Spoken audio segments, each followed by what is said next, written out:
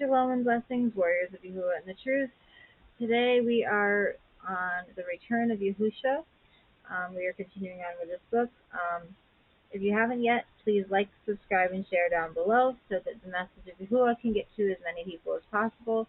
There is a donation link in the description box, and you can also order seats on there as well. We are on It's Always Been Satan's Birthday. And from the last video, the question was, Christmas? Yes, it's a birthday observance. But whose? Satan. Our Messiah has nothing to do with it and never has. Regardless of what Christian teachers may tell you, Christmas was not a part of what the early United States of America embraced. The first 13 American colonies all had laws against this satanic observance, and their faith in the Messiah was the basis for it. One would be fined and or imprisoned for observing Christmas because the early American settlers understood that this practice was one of popery's strong promotions and that its origins were pagan, therefore satanic.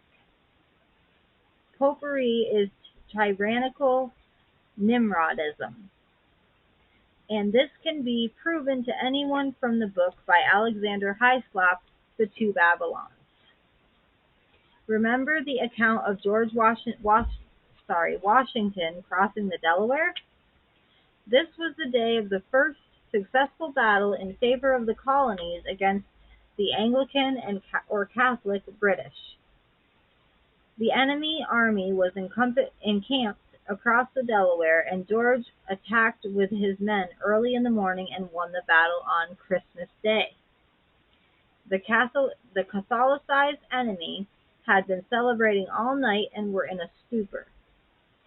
So when you hear a Christian talk show host or a preacher whining about how sad it is that Christmas is so secularized, or that Christians are being deprived of their rights by not being allowed to put up a decoration on public property, or have a public school play celebrating the birth of Jesus, Yahushua HaMashiach, at this time of year, remember whose birthday it really is and try to let them know. Not many are bold enough to come out and tell them, but one day the whole earth will know the truth, and the truth will set them free. Traditions come and go. The truth will never change.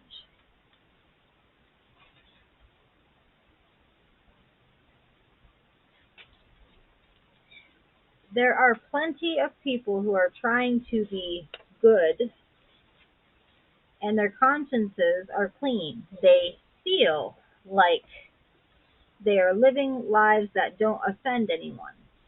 They look at things from their point of view and so act in the best way they know how.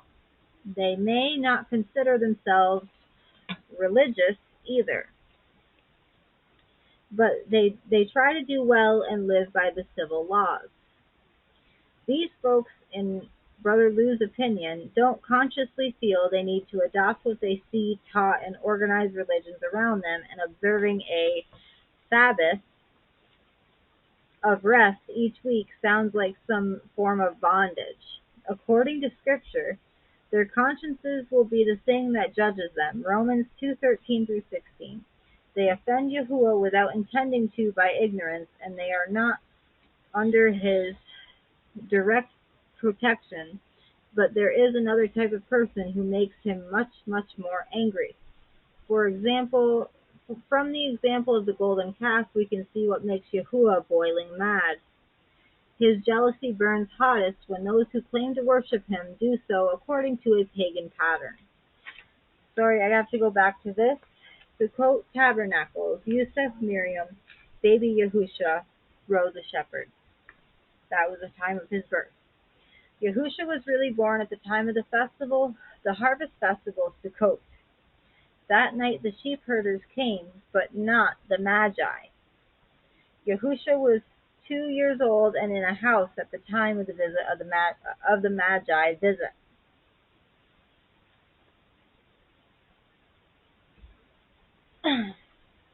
Somebody told me it was a different festival day that he was born on, but I don't. I believe it was Sukkot as well. I can't remember what they said. But, and that was a shorter one. It would have made the video 2 minutes, so I read, it's always been Satan's birthday, and traditions come and go, the truth will never change, and we're going to continue on with the second one here. Okay. When Yahuah your Elohim does cut off from before you the nations which you go to dispossess, and you dispossess them and dwell in their land, guard yourselves, that you are not ensnared to follow them, after they are destroyed from before you, and that you do not inquire about their mighty ones, saying, how did these nations serve their mighty ones? And let me do so too. Do not do so to Yahuah your Elohim. He goes on to say how much and why he hates it at Deuteronomy 12. When we are born into this world or system, we are in captivity among the nations. Moving ourselves back to the land of Israel does not change our situation. We'd still be in captivity. What Yahuah wants of us is to enjoin to the relationship he offers through his covenant, return to Torah, and wait for him to come to regather his people on the day of Yahuah. Strongholds, binding us, priesthood, laity, division, sacraments, denominations, ordinations, Sunday, which is Nimrod, or sun worship, the sun in the sky, Christmas, Easter, Halloween, birthdays, apostolic procession, trees, statues, eggs, holy water, Valentine's Day, bells, steeples, crosses, candles, wreaths. When we adopt the terms and customs formerly used by pagans and apply them to the true Creator, Yahuah, to him it's like calling your spouse by a former lover's name to their face. He remembers even if you don't. Look at things from his perspective, Yahuah's perspective. Next time we will be reading Faith in Yahusha and his relationship. And a little more on Satan masquerading around as Santa.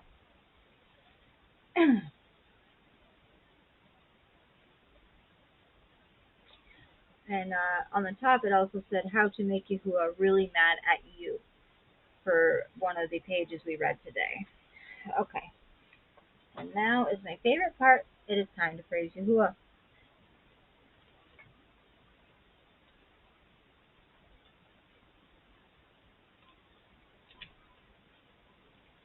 Awesome Yah.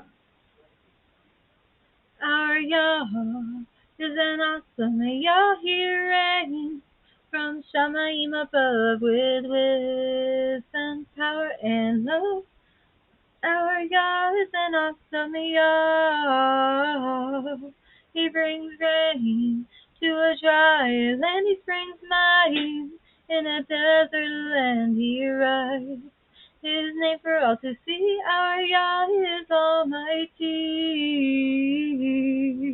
He came to redeem us, and one day he'll return to separate the wheat from the tare.